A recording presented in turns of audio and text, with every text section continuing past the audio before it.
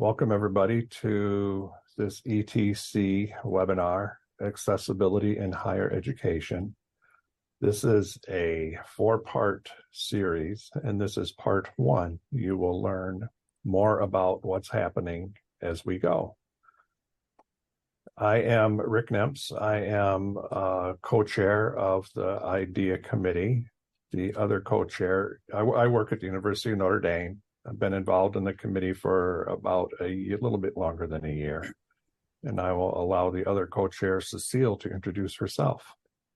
Hi, everyone. I'm Cecile. I'm at Northwestern University. And as Rick mentioned, I am co-chair of the IDEA committee. And I've been with the committee since its inception. So I'm glad to see a great turnout today. And Willie, you're up next. Outstanding. Hey, good afternoon, everyone. Willie Franklin, life member of ETC and retired from Otterbein University. Classroom support, event support was my mainstay, but making certain that spaces were accessible to all was also within my wheelhouse. So this afternoon's discussion is going to be an absolute delight for all of us, and we look forward to any questions that you have. So please, we want this to be engaging and interactive by all means. Thank you, Willie. And a little bit of background on the IDEA committee. IDEA stands for Inclusion, Diversity, Equity, and Accessibility. The committee was established to integrate inclusivity, diversity, equity, and accessibility into CCUMC programs, communications, and activities. It serves as an advisory board, as an advisory body to the CCUMC board, and we all know that CCUMC has changed their name to ETC. And what we do is ensure that diversity, equity, inclusion, and accessibility's values, practices, and principles are considered in all aspects of the work. So why do we take this on, these webinar series? We want to prepare our ETC community of learners and learning and service providers to competently discuss issues about accessibility and to plan for improvement and implement accessible practices in your roles in higher ed. Join us for this and the rest of the seminars as we share, discover, and reveal pathways of improving outcomes for a diverse population of stakeholders. Accessibility issues touch everyone, believe it or not, even somebody like me who one wouldn't think that I need any kind of accessibility. It's designed for our membership and beyond, and we hope that you'll see the value of prioritizing accessibility, not just because it's required, but because it's a good thing to do. It opens doors, and allows all of us to feel included. You're going to have questions as we go through this, unless they're immediate and technical in nature regarding the meeting and all that. Hold them until the end of the presentation or drop them into the chat. And Willie is going to tell us about accessibility. Rick, thank you very much. Accessibility feels and sounds simple on the surface level, and I think most of us would agree with that, right? I mean, looking at the definition, the quality of being easy to approach, reach, enter, speak with, use, or understand. But in fact, accessibility is quite complex. There are many aspects of it. So in today's webinar, we're going to address a few of those and hope to expand that via conversation, via Q&A at the end, so that we all have a better grasp of it. Who needs accessibility, one might ask? So as we look at that, we can really break it down into 5 areas, that being cognitive, visual, auditory, motor, and speech. On the surface level, those may seem apparent. They may not seem so apparent. I mean, we all have very learning styles. So we can think about cognition. We all see the world around us unless we suffer from an impairment. And even there are variations to be addressed. Auditory, hearing is not so easy. We take so many of our senses for granted. So we'll dive into that a bit more. Motor, I'll be the first to say that I always visualize, much like the icon there shows, a person in a chair. But there are a variety of levels of motor function and dysfunction that we have to take in consideration when we think about accessibility. And of course, speech. Not all of us are gifted with gab. Some folks may have difficulty stuttering. Others may have difficulty finding that word. You know, as Rick and Cecile and I were talking, Rick gave a wonderful example where you're just kind of struggling to find the word that you want to say, but your mouth, your brain is just not in sync. So you maybe come out and say that greasy yellow stuff that I used to put on toast. And what you're trying to articulate is butter. So as you can see from just those surface level examples, accessibility concerns are very broad. And we'll once again explore those in a little bit more depth. I'm going to bounce back to our co-host. Thank you, Willie. Let's talk about cognitive disabilities. These include things of an intellectual nature and something on the autism spectrum, maybe mental illness, brain injury, stroke, and dementia, including Alzheimer's. For the most part, these types of disabilities are not visible to most people. We may not know if somebody has a cognitive disability. Some of the challenges that people with cognitive disabilities run into are things like overstimulation, lots of colors, lots of lights, walking into a room and just not knowing which way to turn or where to go. And as Willie said, with someone who has brain processing disabilities, you know, finding the right word. I saw that in my mother. She had dementia, and there were times when she knew the word she wanted, but it just didn't come to the surface. Some of the tools and resources that we can use, there are a lot of them, and they're linked in the reference materials at the end of the slide deck. But I think the most effective thing that we all can start with is to have patience and understanding. Understand that not everybody acquires, processes, and shares information in the same way. Some of us need pictures, some text, some need to actually get their hands on it. And most of us use a combination of all those. Some may prefer one or the other. So like many things in life, patience and understanding. Willie? Thank you, Rick. Patience and understanding is absolutely key, because there are many times that people suffering from those disabilities, if you will not be so open as to share it. So as we talk about visual, certainly, visual impairment can range from poor vision to complete blindness. Myself being nearsighted, you'll often see me wearing a pair of glasses to get through the day, whether it's reading or just migrating through the streets around Central Ohio. Other aspects of visual challenges would be things such as color blindness. I, for one, have, I'm trying to think of the best way of phrasing it, and the best way that I can phrase it is I have a love-hate relationship with web pages. There are times where the contrast ratio is so awful, it is very difficult for me to read. I find it very taxing, very tiring. So yet again, whether it's color blindness, whether it's a person's inability to navigate through an area that has low contrast, there are a multitude of experiences that we will all encounter to some degree or another. As I think back to my classroom support days, long before PowerPoint was the thing, we used a lot of 35 millimeter slides. And that text was often presented in black and white, high contrast. And for those of a particular age who remember the Kodak Kodalith slides, it was a black and white film, and the resulting slides gave you a black background with white text, which made it very easy to read. So again, whether it's nearsightedness, color blindness, visual impairment, Contrast matters, size matters. Back in the day, as I mentioned about slides, you typically just had that projection screen, and often they weren't very large. Now we have flat panel televisions that impact how we see and how we take in that visual information. And of course, we have larger projection screens and data projectors that do a phenomenal job. And that's where resolution, again, visual clarity becomes a real strong key in making everyone feel welcome and allowing for that access to information.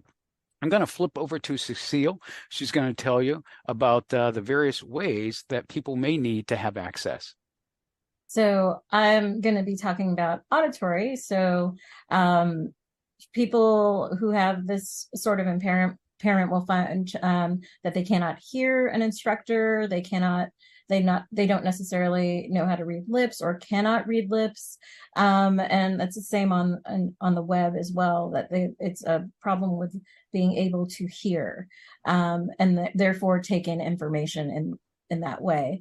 An example would be at the end of the class, the professor changes an aspect of the homework, and then the student couldn't hear this and isn't able to make a note of it, and then messes up their homework. So in times like that, it would be useful to have multiple means of sharing of information, like possibly updating the LMS as well as just mentioning it in class, or having tools available in the classroom setting for that student to be able to hear. So other tools would be captioning. You'll note that we also turn the captions on for this presentation. So if anyone is having trouble hearing us, you can also look at the transcript and the captions. Another tool for auditory disabilities would be voice lift or amplification in the rooms, personal listening devices, or even having ASL translators for events. Rick? And opposed to the cognitive, which I spoke about earlier, which is invisible, we come to people that have motor control type disabilities. These are very visible. Well, of course, we see the wheelchairs, people on crutches, people who maybe can't walk like they used to. And some of the challenges that people with a motor disability have, other than getting into a space and out of a space, is can they physically touch a button? Do they have the motor control to see the button that they want to push and then make their finger go to there?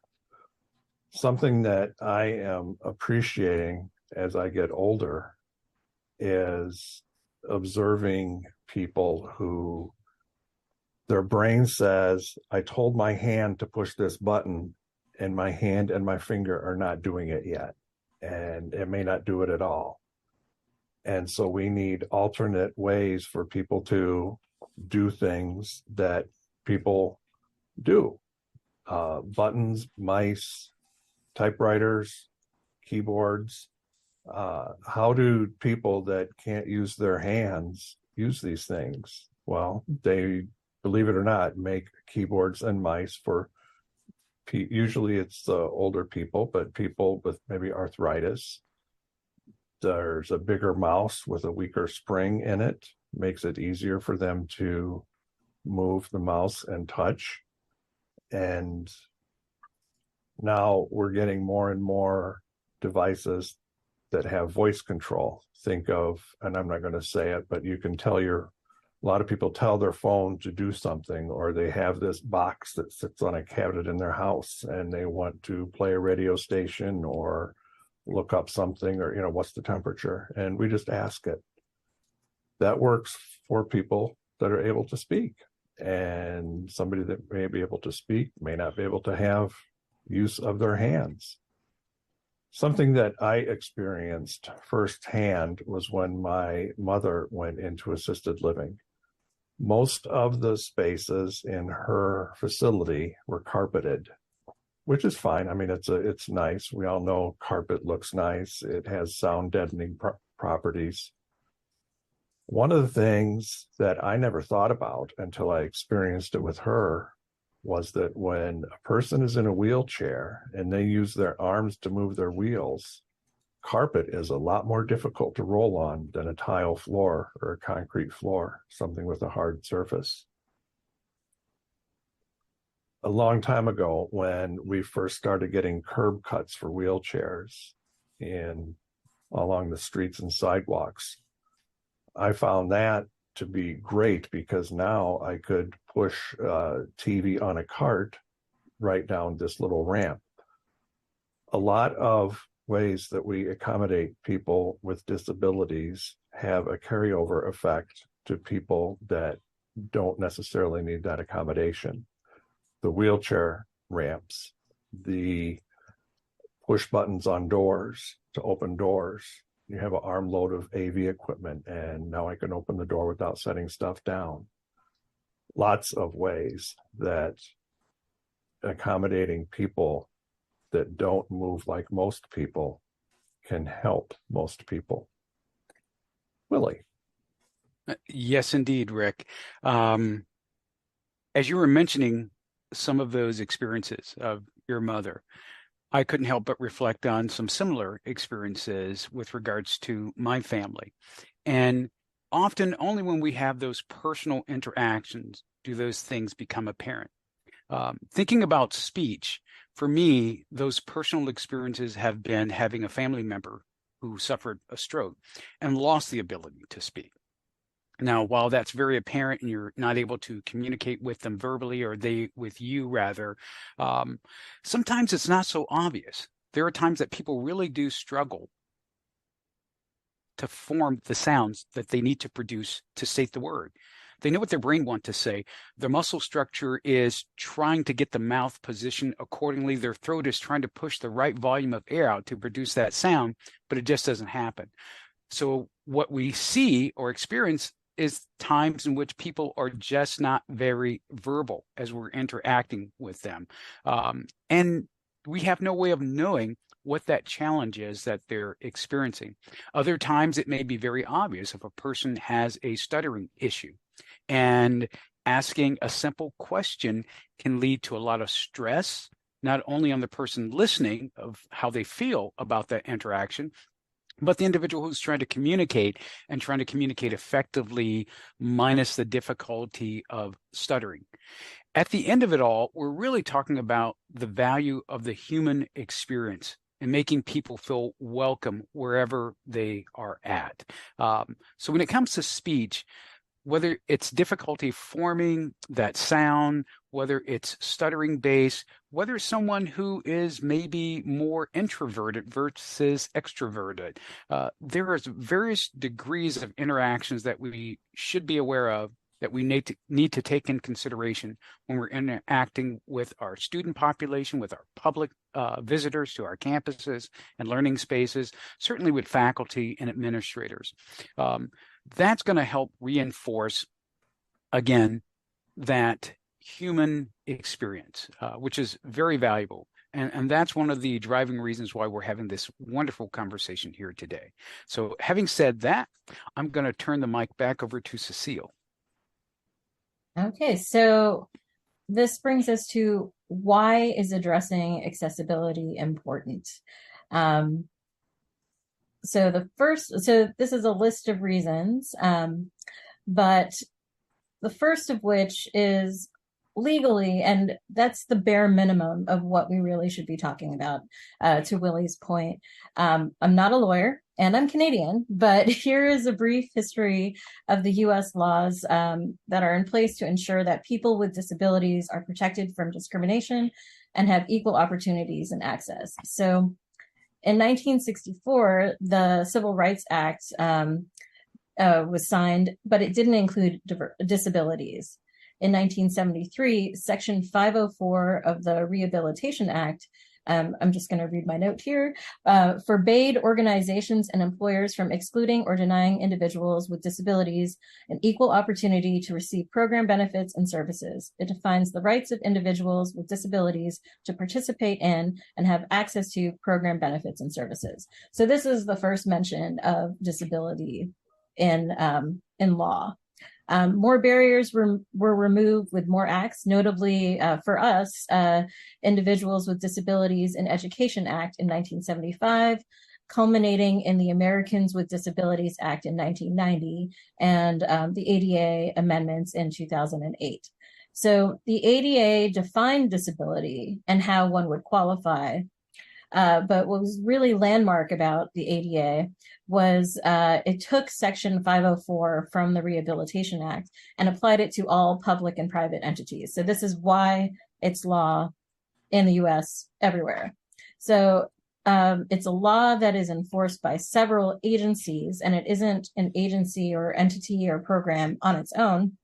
And it applies to specific situations and circumstances. The ADA has 5 titles. Title 1 is employment. Title 2 is state and local government. Title 3 is public accommodations. Title 4 is telecommunications. And Title 5 is miscellaneous. So it's broad, yet also applies specifically. The next reason why we would want to think about accessibility is that it benefits everyone, even with temporary needs. So we heard a lot of examples about how people can need access, but sometimes it can be temporary. So while breaking an arm isn't necessarily a disability in terms of the ADA, it doesn't mean that that person doesn't need access. They have a broken arm. And so if you've designed something, or if the environment is already set so that people without mobility with their arm can function, then even if you are temporarily there with your broken arm, you can still participate as anyone else would. So other examples of this would be the cut corners on the curbs. So as Rick was saying, initially that was for the blind, having those sort of cut corners with the rough edges, and then somebody can now wheel an AV cart full of equipment because that exists.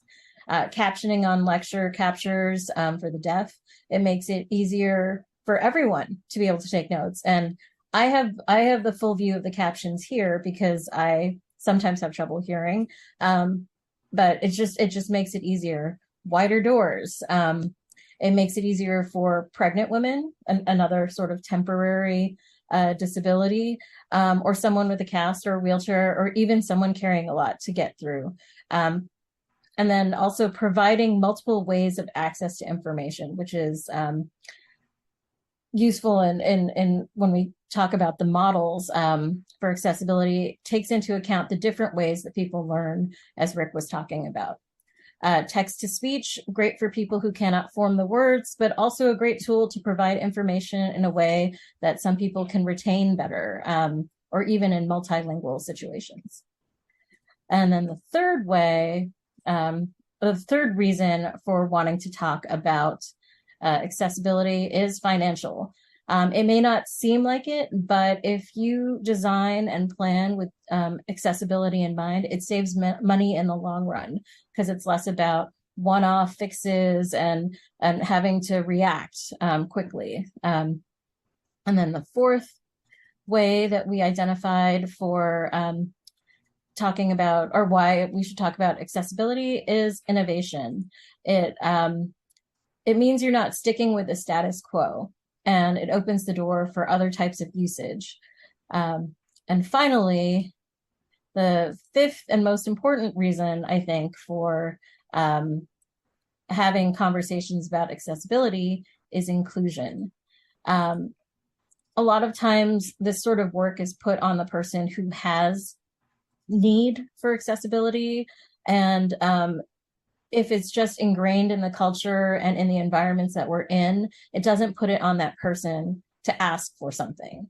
And then that person then doesn't feel like another, or doesn't other them. And then that person is able to enjoy and engage and get the same things out of the things that everybody else can get. So I think Willie will continue the conversation about inclusion. Yes, indeed. And inclusion, as we talk about that or expanded, of course, we can look at the definition here. A person with a disability can acquire the same information, engage in the same interactions, enjoy the same services on an equally effective, equally integrated manner with substantially equivalent access of use as a person without disability. A little bit of a mouthful this afternoon, but really, as I move forward, just thinking about accessibility versus accommodations, that really hits to the core of it. Cecile brought up a point with regards to the budgeting, with regards to the othering. So I'll share this real world scenario. One of our faculty member, visually impaired, would often use in her office a reading magnifier, Clearview product. If you're familiar with that, imagine putting a book underneath and having the opportunity to enlarge that text so you can read your coursework, prep for your class and such.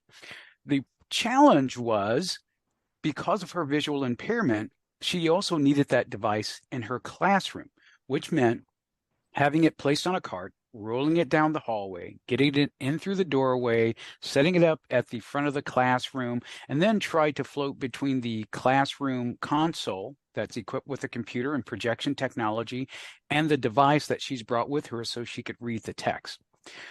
So what my challenge was to convene a conversation with her, our HR department, and other university administrators.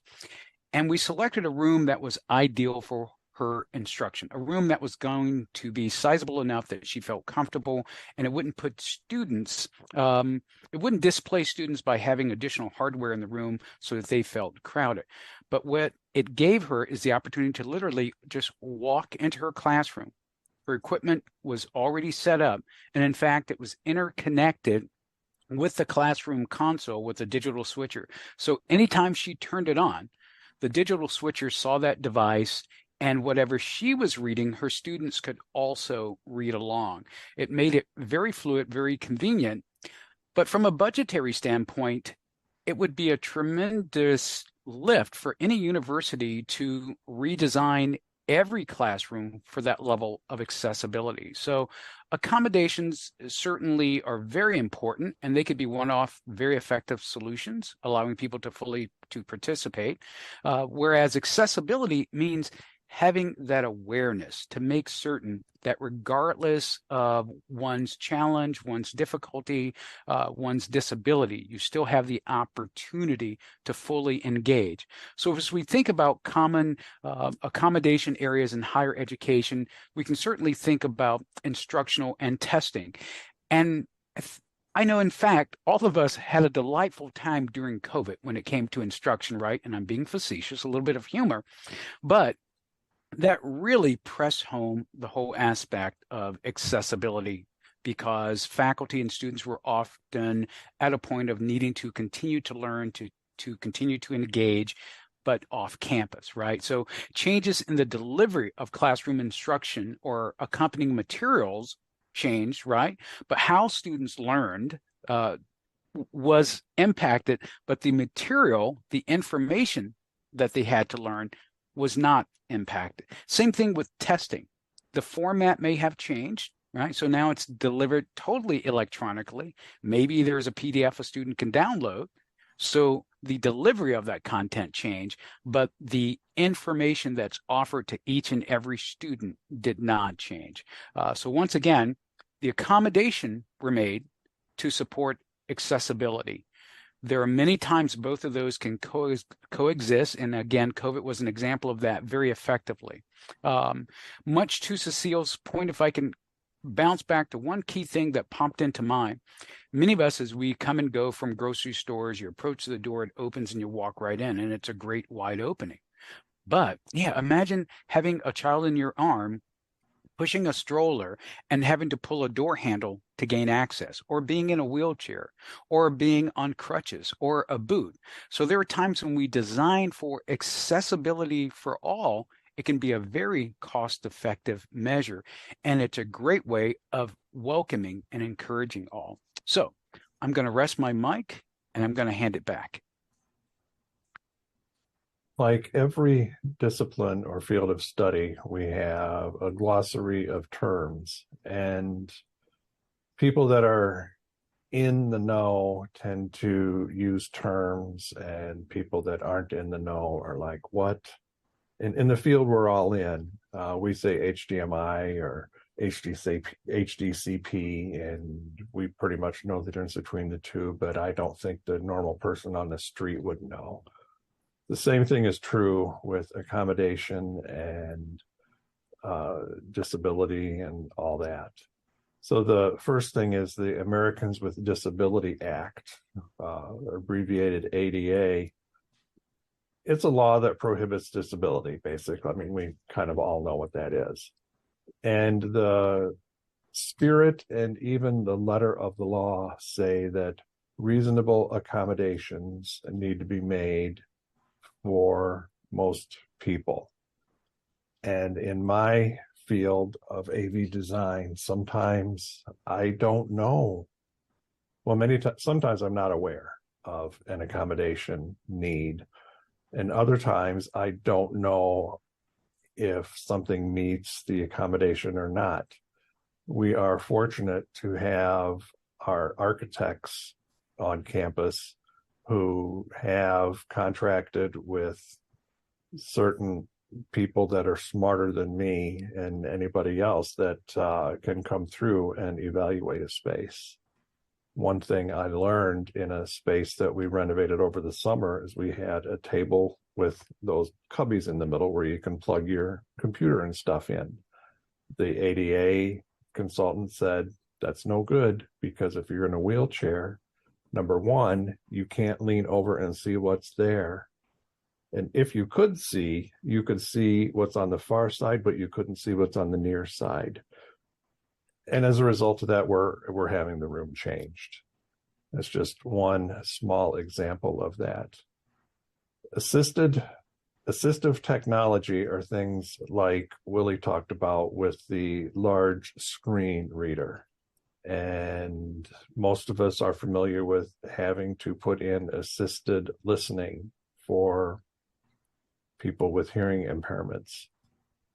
Those are going through a lot of technical changes right now. Then there's this word of technology, and a colloquial definition is that technology is something that was invented after I was born. But what it means is any equipment, an interconnected system or subsystem, which is designed and function as something that creates, converts, moves, duplicates, displays information for one or more people. With that, Cecile will talk more about some definitions. Yeah, so this is the very exciting portion of the presentation where it's a lot of terms, a large block of text staring at you. But this page is mainly about digital accessibility terms and acronyms, just some things that you should know that might be abbreviated. So Worldwide Web Consortium, W3C, W3C, is a standards organization, and it developed the Web Accessibility Initiative, WAI, which is the Evolving Standards Guide. So it's a living document. People are contributing to it. And this is sort of the organization that brings to us the Web Content Accessibility Guidelines, WCAG, WCAG. And this is a site that you can go to, and there's lots of checkers that utilizes WCAG standards. And this is things like contrast, like what is appropriate contrast to be accessible, what is appropriate font size for certain content and things like that. So if you have questions, these are where the standards are and where you can go to look those up. Another term is the Voluntary Product Accessibility Template, or VPAT. And this was made by the government. It's meant to help U.S. federal government agencies determine how well the products they purchase meet the Section 508 accessibility standards. And there's a little link there to that. And so this could be very useful for vendors because they are creating products, right? That more and more people in higher ed are going to be seeking to meet certain accessibility standards, which brings me to the last term on this page, which is Higher Education Community Vendor Assessment Tool, or HECVAT. And this was created by the Higher Education Information Security Council, and it was a working group in collaboration with Internet2 and REN ISAC, which I cannot remember what that stands for. And it was crowdsourcing various vendor assessments and analyzing which regulations work best for different higher ed situations. So it's similar to VPAT, but it was developed by higher education people. And it's relevant because it contains a consensus on best practices for evaluating product accessibility, and it was added in 2023. And so the next page of definitions is about models and strategies and frameworks. So the first on here is the POUR model. And so these frameworks are meant to help people who are designing things to be accessible. So the POUR model is standards and guidelines for ensuring accessibility in digital materials and technologies. And there are 4 main tenets that all of these technologies be perceivable, operable, understandable, and robust. And those 4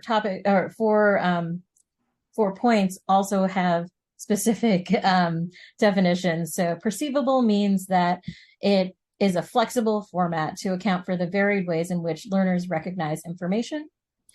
Operable means that there is flexible navigation options for content and gives learners multiple ways to control the information. Understandable means that it's appropriate for the reading level of the audience that it is intended for, and has consistent and predictable design. And part of that is using plain language, which is also a term, and that is basically that's the term for the reading level being appropriate for your audience.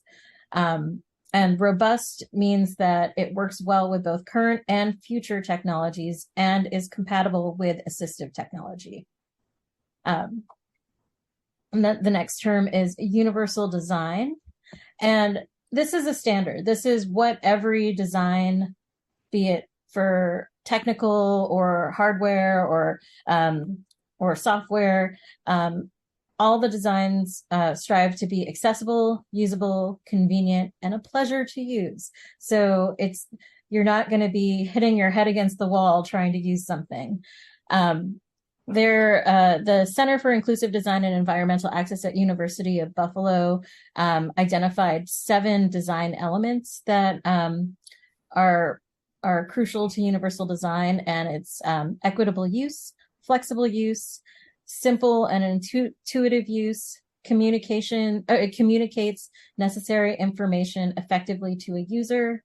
It minimizes the hazards of unintended actions. It requires low physical effort, and it addresses appropriate size and space for the approach and use.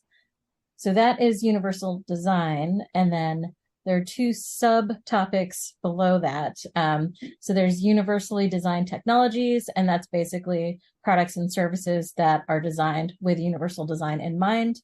And then universal design for learning, which a lot of the instructional technologists will have heard about. And I think a lot of you here have also heard about it. And this is a framework of learning that was developed by CAST. So the link there is to the CAST website, which is a nonprofit education research and development organization. And it's basically encouraging people who are developing syllabi to offer multiple means of representation, expression, and means of engagement. So basically giving learners various ways of acquiring information, various ways of showing that, of demonstrating that knowledge that they have gained, and then various ways of allowing the students to tap into their own interests and challenge them and motivate them. Next up, I think we have Willie. Yes, indeed. Thank you, Cecile. Talking about accessibility, we can see yet again, it's multifaceted. It's very involved, but really it boils back down to just being human. So when we think about how to talk about accessibility, we're talking really about that human experience. And this little paragraph really captures the essence of it. An interaction with a barrier that hinders the full and equal participation in society of persons with physical, architectural, technical, attitudinal, learning, communication, mental, intellectual, or sensory impairment or functional limitations. And again, it's all about being human. We can certainly look back and reflect on the importance of the laws, of the regulations, of the glossary of terms. All of those things are very important because they help us develop a framework. So as we talk about the human experience and gaining buy-in, we have to talk about stakeholders in that process. And the stakeholders that we encourage you all to pair with are multitudes of delightful individuals, and I preface it that way, delightful individuals who live and work on your campus. Those stakeholders that you need to take in consideration in your planning for accessibility are students, their event planners, their faculty, their instructional designers, their administrators. There's the registrar's office, very important, and certainly your AV and IT staff members. And by all means, do not leave the maintenance people out. And the reason we mention all of those key individuals is every group has lived experiences that will basically create a factor in your moving forward to achieve excellence in accessibility in design, accessibility in awareness, and certainly making, on occasions, one-off accommodations. Far beyond me to ever think that my approaches in classroom and learning space design, and even some of the performance areas on my former campus, were excellent without first seeking the approval, the input from lots of my team members. Because if I buy it and install it and align it and calibrate it, it doesn't matter if my colleagues in IT and classroom support can't easily access it. It doesn't matter if it creates a huge lift for the maintenance department when it's time to service it or deal with something adjacent to it, whether it's HVAC, plumbing, structural needs to hang that size of screen or that projector. So there's a whole host of thoughts that factor into that. And as you step forward in this arena with accessibility in mind, it's important to always remember and to build that neighborhood or that community of collegiality with all of those stakeholders on campus. Now, you will definitely be challenged with regards to language. Every group has a particular language, much like we talked about the glossary of terms. There are things that we would commonly say in the tech field that may not be a knowledgeable term and a field of pedagogy. It may be complete science if mentioned to a student. It may be foreign if mentioned to an architect or an administrator or registrars. So you have to allow for those folks to participate, again, based on their field of view, their filter, and how they see and have experienced the world. But most importantly, they have critical information to bring into that conversation. So invite those stakeholders to the table, and it actually lessens the amount of work that you will ultimately have to do in creating those accessible spaces. So having said that, I'm going to pause yet again and kick it back to Cecile. And that is mainly all of our new content. This is our kickoff session, and so Idea Committee is hosting 3 more sessions in this series, which will be a deeper dive into specific topics. Before I give you the rundown of what those topics are, I also want to say that as a committee, we are building checklists as we prepare for these these sessions. And so checklists of best practices that will eventually live in the resource hub for ETC. And so we're hoping that these sessions spark conversations. And I know that for me, at least, when I first started getting into accessibility, everything seemed really overwhelming. There's so many topics, there's so many things to address. I'm very low in the hierarchy of my university. How can I do anything? And so hopefully through these sessions where you will not feel as overwhelmed, or because I'm hoping that I feel less overwhelmed. And then we start working on these living documents together, building solutions that we can use in our own institutions and also within ETC. So we're hoping that these checklists that we're building, everyone here will also contribute in some way. And so with that, I will tell you what the 3 remaining sessions are. So they are accessibility in physical spaces in January, and that is classroom, event spaces, and study areas all have pitfalls for people with accessibility needs. In this session, we'll discuss a variety of ways that physical spaces can be challenging and potential solutions. And then in April, we have digital accessibility. In addition to web presence, in this session, we'll discuss access challenges for live streamed and archival content and digital signage. We'll also explore tools and resources to implement in order to make navigating these types of materials engaging and interactive for any user. And then finally, stakeholders and accessibility.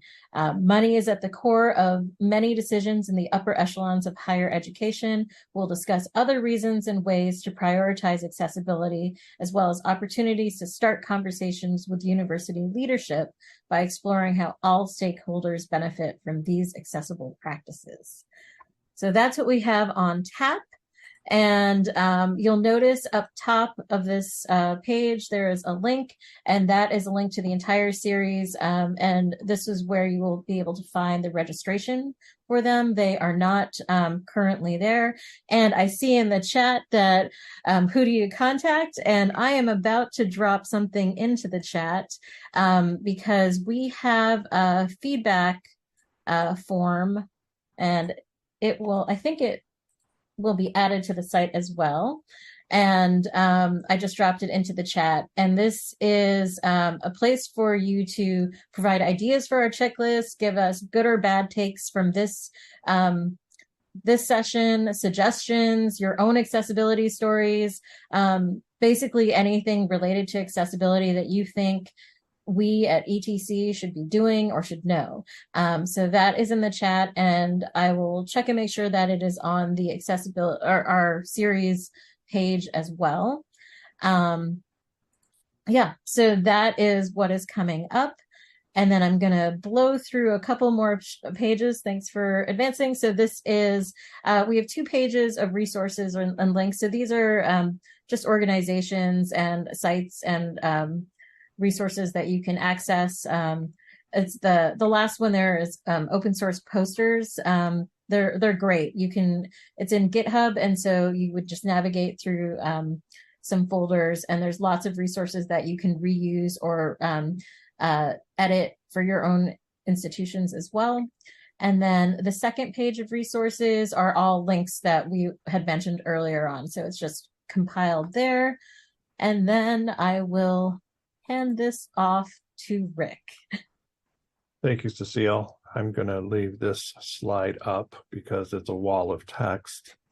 But we are at the end, and I encourage you to fill out a feedback form or let us know how we did, how we could improve. And I'll go back a couple. The very top of this slide has the link that is on the ATC website that tells you how to register for other sessions. And I believe this is open to anybody, whether they're ETC members or not. I'm going to drop that in the chat as well. Okay, thank you. And with that, this officially concludes our presentation. It was intended to be an overview of the next 3 sessions coming up. Thank you all for being here. Yes, indeed. Thank you all. Thank you, Rick. Thank you, Cecile. Absolutely fantastic. And thank you to the members of See, I almost said it again. ETC. It's ingrained. It's ingrained. So unlearning some of those habits, delightful conversation and great information. And we do not do this alone. It is the power of the membership and all of our lived experiences that make these big lifts all the more easier to bear.